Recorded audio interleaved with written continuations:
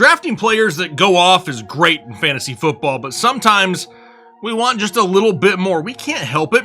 Fantasy football players are greedy by default. That's why every single year, we're trying to find those players that go nuclear. What is going on, Headliner Nation? That's right, most fantasy players spend so much time trying to find those late round sleepers. We're looking for those guys in the double-digit rounds that can exceed expectations. But something that's equally as important is drafting the right studs at the start of our draft. So today we're going to be going through the current consensus top 12 running backs and wide receivers and discuss their chances at going nuclear. I gotta find some of those players out there that I can use against you in some best ball leagues. That's right, I'm challenging you to some best ball leagues over on Underdog Fantasy. Now maybe you don't have an account yet, but no, it's not too late. Head over to Underdog Fantasy or download the app. Create a new account using the referral code Headliners. When you do so, you're gonna get your initial deposit matched all the way up to $100, plus we're gonna give you a free 2024 fantasy football draft guide. You'll then have an Underdog account with a few dollars in it, and you can go ahead and click on the links that I already have down below in the description and the pinned comment. I'm looking forward to competing against you if you really think you can beat me. But I also want to give the community a chance to walk away with a free draft guide, so if this video can get 700 likes on it, I'm going to pick a random commenter from down below to give a free 2024 fantasy football draft guide to. It doesn't matter if you play Dynasty or Redraft, we got you covered this year in our draft guide. It's already live and it's going to be updated from now up until week 1 of the season. So hit the like button, leave that comment down below, and let's find ourselves the most nuclear pieces so that we can blow this up. And let's go ahead and start at the bottom here. We're going to work ourselves up to dropping a nuke at the wide receiver position first. We'll start at the bottom, and when you look at the consensus top 12, the guy I'm going to continue to have at the bottom, there's going to be Brandon Aiyuk. Now, I love Brandon Aiyuk, but does Brandon Aiyuk love the San Francisco 49ers at this point?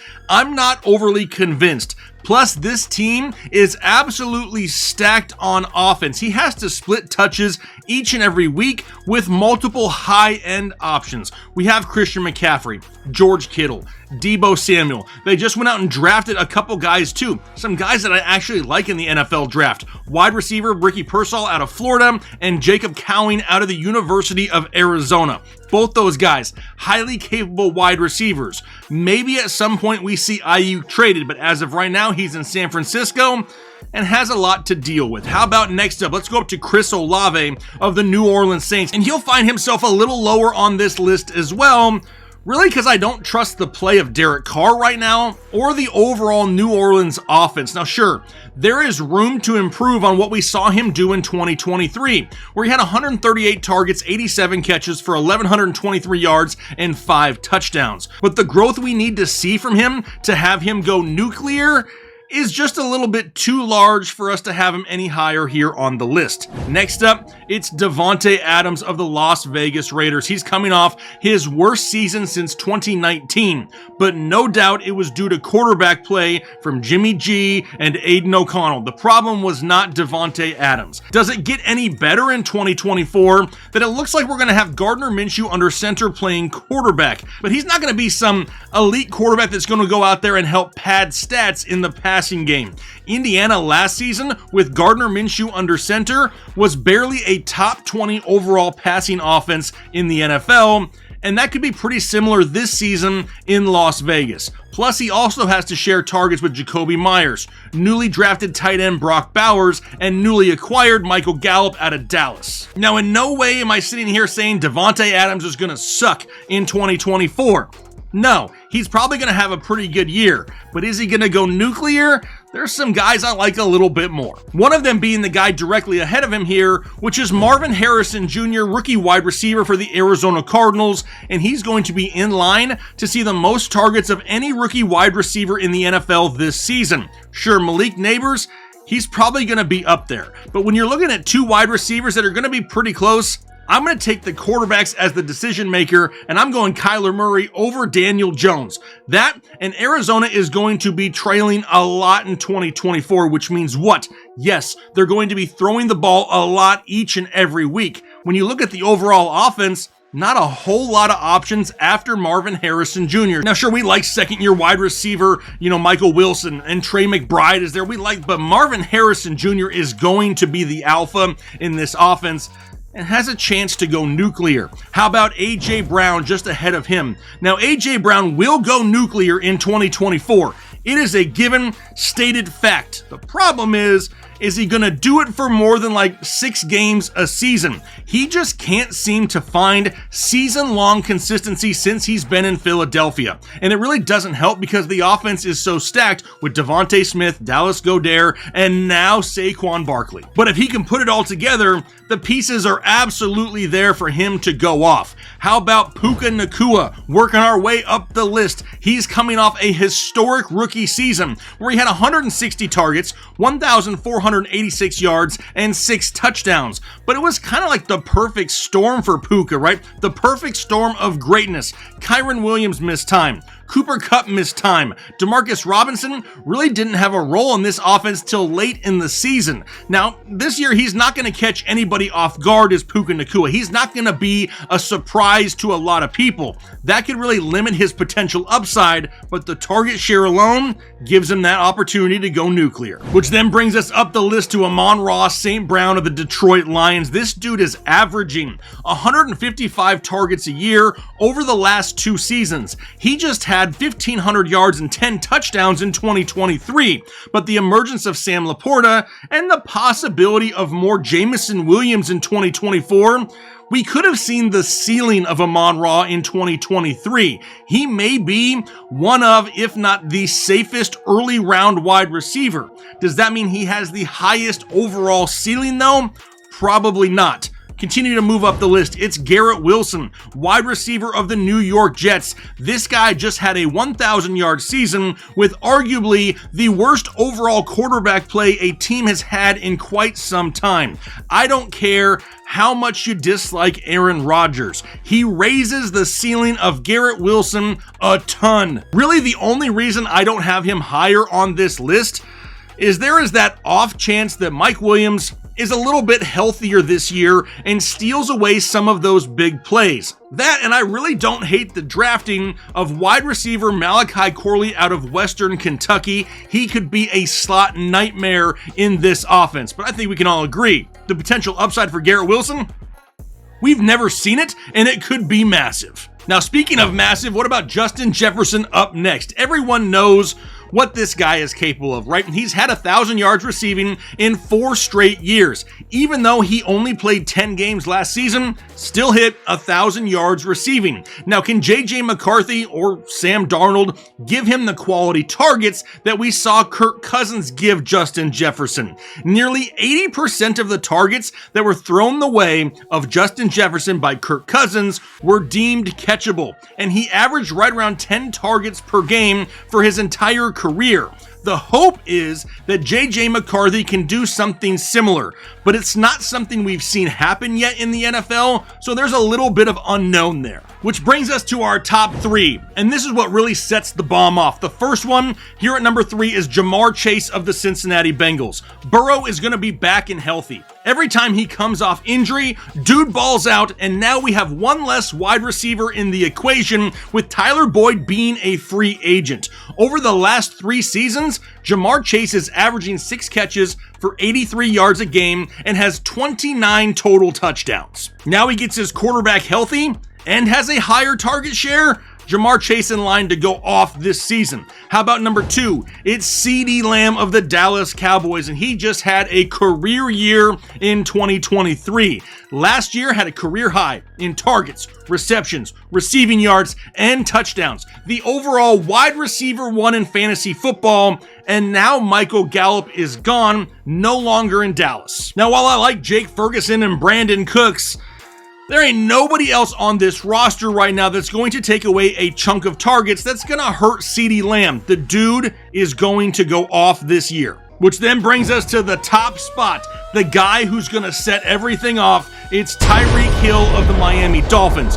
Back-to-back years here in Miami, he's had at least 170 targets. Back-to-back seasons with at least 1,700 yards receiving, 20 touchdowns over the last 2 years, and we just saw his head coach hold him accountable at the end of 2023. That right there is going to be an added motivator. Just because he's one of the highest paid wide receivers in the league, his head coach is not giving him any breaks. They expect more, and I'm not going to be surprised if it happens. But all right. Now it's time to drop a nuke on the running back position. We'll start off on the bottom once again. It's Isaiah Pacheco, running back of the Kansas City Chiefs. Now, we have no idea what is going to happen legally with Rashee Rice. How many games does he miss? Does he miss the entire season? We really do not know yet. But what we do know is this may be the best overall offense that Patrick Mahomes and the Chiefs have had in a couple of years. Now, Pacheco continues to get banged up just due to his running style alone, and we could see Mahomes throwing more in 2024. He has more options available to throw it to. It just makes sense. Now, big games are going to be there for Isaiah Pacheco, but is he going to just take over the league? Probably not, just due to a lack of big volume. However, the big games will definitely help his fantasy owners. Which then brings us to Rachaad White, running back of the Tampa Bay Buccaneers, and he was a huge surprise for a lot of people in 2023. No one, and I mean no one, expected him to finish the year as the running back 7 overall in fantasy football. But Baker kept Tampa Bay moving and really utilized Rachaad White each and every week. He had a ton of volume, 336 total touches in 2023. Now, everyone knows he's inefficient on the ground. He has a career 3.7 yards per carry. He's not a very efficient running back. We already know that. He really helped this team, though, and boosted his overall production through the pass-catching game. 70 targets for 64 receptions, 549 yards receiving, and 3 touchdowns through the air. Without that, though, it would have been a little bit scary. Now, Tampa Bay just went out and drafted Bucky Irving out of Oregon. Even though he's not going to challenge Rachaad White for early down work, he is definitely somebody who could take away some of that pass-catching upside. Bucky Irving was one of the best pass-catching running backs in the nation last year in college. Could that hurt Rachaad White this year? Potentially. However, the volume's still going to be pretty high. But then we move up to Josh Jacobs next, and things were lining up for Josh Jacobs to have an absolutely redonkulous year when he moved to Green Bay.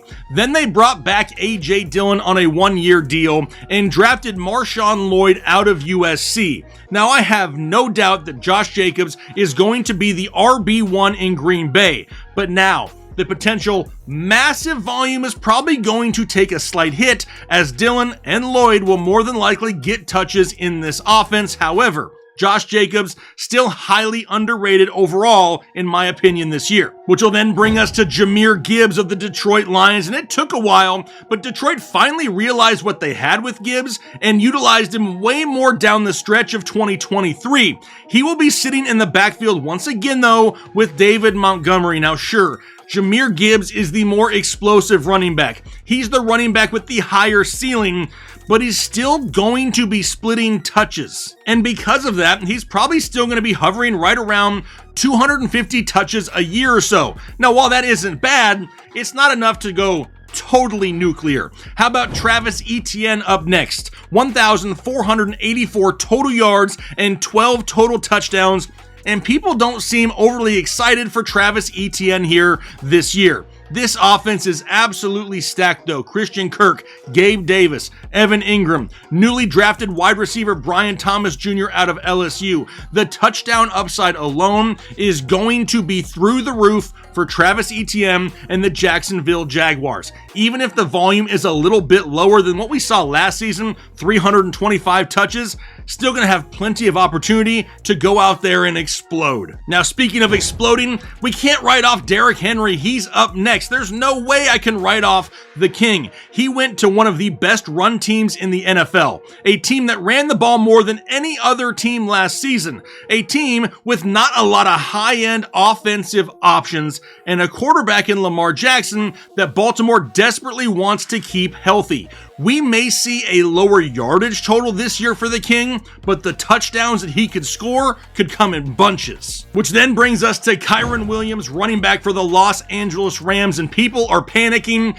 everywhere because of the addition of Blake Corum through the NFL draft. I'm not quite panicking just yet though. Sean McVay has already come out and said, hey, listen, the reason that I love Blake Corum so much, the reason we chose him in the NFL draft, is it desperately reminded them of Kyren Williams and how much they love Kyren Williams. This just really tells me that they want somebody of a similar skill set as an insurance policy on their roster in case something happens to Kyren Williams. If he were to go down, the offense doesn't skip a beat because they basically put his clone in the game. Now, don't overlook what this guy did last year either. He finished as the overall running back 6 in fantasy football despite only playing 12 games all year. That sounds nuclear to me. Which then brings us to Saquon Barkley of now the Philadelphia Eagles. And if Jalen Hurts and the brotherly shove weren't a thing, Saquon Barkley may even be higher up this list.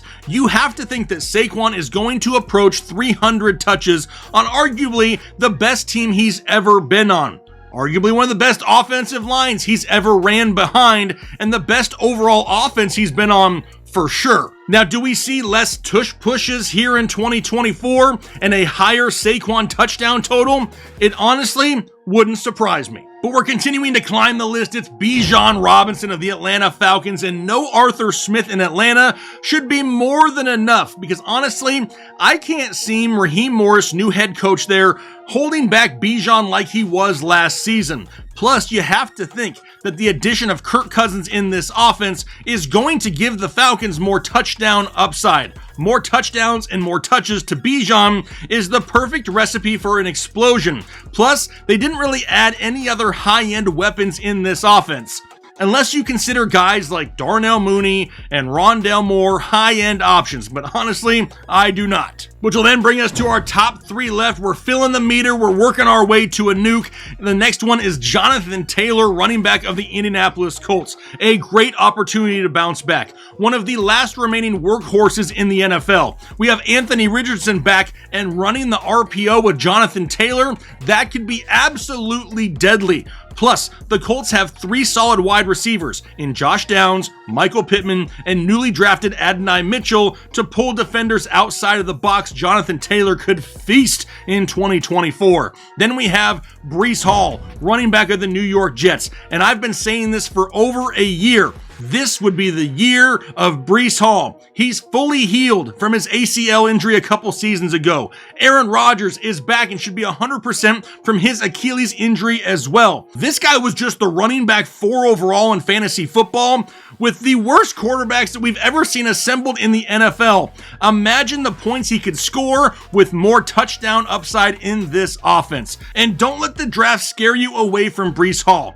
Every team needs to have some insurance. We just talked about that a little bit earlier with Kyren Williams, and that is exactly what Braylon Allen is. An improved offense for the Jets and all the touches that Breece Hall is going to get, the chances are definitely there. And then obviously number 1, it's Christian McCaffrey. Back-to-back years of a healthy CMC is a thing of beauty in fantasy football. The guy is averaging over 22 fantasy points per game just last season. One of the best running backs in football on one of the best overall offenses in football is the perfect combination for things to explode.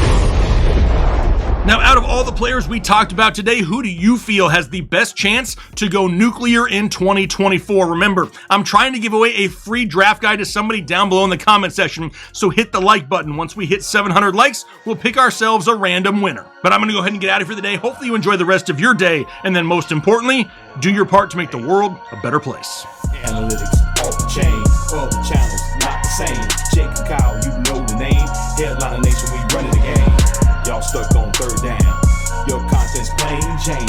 Headliners on top now. We gonna move and change. Podcast off the rip. Draft guide, so legit. Fantasy world, our game tight. You know we about that chub life.